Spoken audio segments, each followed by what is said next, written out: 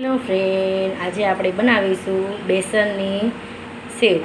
તો અમે ગાય છાપ બેસનની સેવ બનાવી છે, તો આપણે એની રીત જોઈ લઈએ. ચાલો મિત્રો, તમે મારી ચેનલને હજી સબસ્ક્રાઈબ ન કરી હોય તો લાઇક, શેર અને સબસ્ક્રાઈબ કરી દેજો. તમને મારા નવા વિડીયા જોવા મળશે. ચાલો આપણે બનાવી લઈએ બેસનની સેવ. આજે આપણે બનાવવાના છીએ ચણાના લોટની સેવ. જો મેં આ ગાય છાપ બેસન લઈ લીધો છે.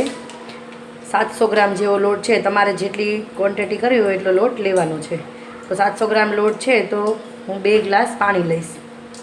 મેં 2 ગ્લાસ પાણી લઈ લીધું છે. આમાં હવે 5 ચમચી હું આ પાણીની અંદર મિક્સ કરીશ તેલ.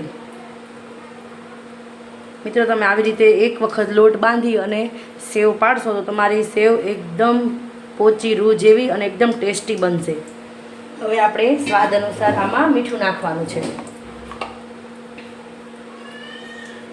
હું મારા સ્વાદ અનુસાર અંદાજથી ચાખીને વધારે ઓછું તમે કરી શકશો. જો મિત્રો, તમે આવી રીતે મીઠું નાખી અને બધું મિક્સ કરી દેવાનું છે. પછી તમે આ તેલ અને પાણી જે મિક્સ કરેલું છે એ આપણે અંદર નાખી થોડું નાખી અને લોટને આખી પેસ્ટ બનાવવાની છે. જાડો નથી રાખવાનો અને પતલું પણ નથી કરવાનું, એકદમ મીડિયમ થીક રાખવાનું છે.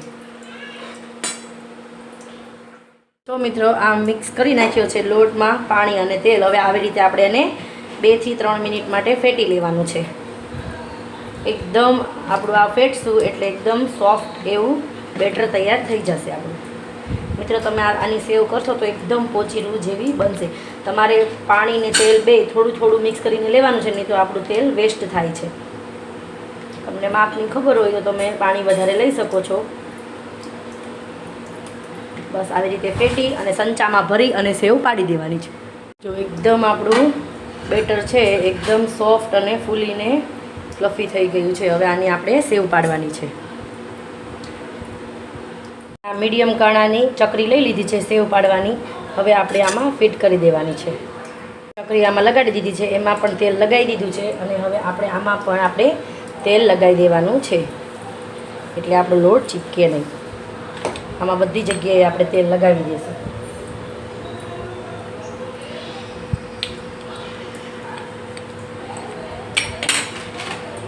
હવે આપણે આ લોટ છે એ સંચામાં ભરી દેવાનો છે.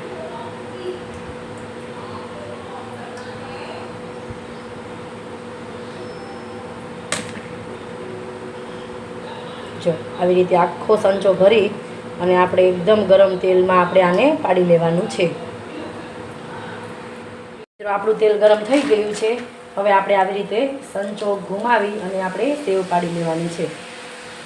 એકદમ ફાસ્ટ ગેસે આપણે સેવ પાડીશું, નહીં તો આપણી સેવ માં તેલ ચડી જશે અને સેવ આપણી સારી નહીં થાય. ફાસ્ટ ગેસે એકદમ તેલમાં આપણે સેવ બનાવવાની છે. જો કેટલી સરસ થઈ ગઈ છે પડીને આપણી સેવ. આવી રીતે આપણે બધી સેવ પાડી દેવાની છે. પછી આને પલટાવી દઈશું અને થોડીક વાર આપણે આને ચડવા દઈશું તેલમાં. ફાસ્ટ ગેસે જ આપણે આ સેવને બનાવવાની છે, ધીમો ગેસ કરવાનો નથી, નહીં તો આપણી સેવમાં તેલ ચડી જશે અને કાચી રહેશે. જો બની ગઈ છે આપણી સેવ. આવી રીતે બધી સેવ આપણે પાડી લેવાની છે. જો મિત્રો, કેટલી ક્રિસ્પી બની છે. જો આવી રીતે તમે જરૂર ટ્રાય કરજો. એકદમ ક્રિસ્પી સેવ. જો ફ્રેન્ડ, આપણી બેસનની સેવ બની ગઈ છે. તો મિત્રો, તમે આવી રીતે એકવાર જરૂર ટ્રાય કરજો. સેવ બહુ મસ્ત ટેસ્ટી અને સ્વાદિષ્ટ લાગે છે ખાવામાં. તમે આને ચેવડામાં પણ નાખી શકો છો, સેવ મમરા પણ બનાવી શકો છો અને સેવ પૂરીમાં પણ યુઝ કરી શકો છો. તો મિત્રો, તમને મારી રેસીપી ગમી હોય તો તમે કમેન્ટ બોક્સમાં જણાવજો કે તમને મારી રેસીપી કેવી લાગી. મિત્રો, તમે મારી ચેનલને સબસ્ક્રાઈબ ન કરી હોય તો તમે સબસ્ક્રાઈબ કરી દેજો.